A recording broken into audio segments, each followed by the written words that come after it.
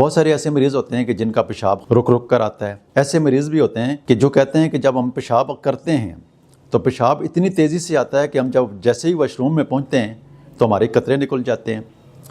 अब ऐसे भी मरीज़ होते हैं कि कहते हैं कि हमें जब पेशाब आता है इतनी शिद्दत का होता है कि हम बड़ी मुश्किल से अपने आप को जो है वो वॉशरूम तक पहुंचाते हैं। ऐसे मरीज़ होते हैं कहते हैं जब भी हम पेशाब करने के लिए जाते हैं तो हमें पेशाब की नाली में जलन होती है।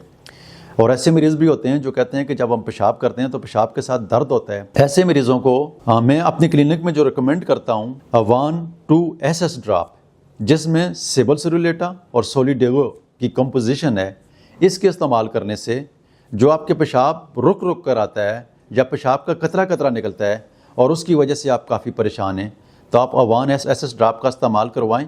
इंशाअल्लाह अल्लाह के फजल से आपके जो पेशाब के कतरे आते हैं और पेशाब रुक रुक कर आता है और कतरा कतरा आता है, अवान 2SS ड्रॉप के इस्तेमाल करने से मेरे मैक्सिमम मरीज़ ठीक हो जाते हैं।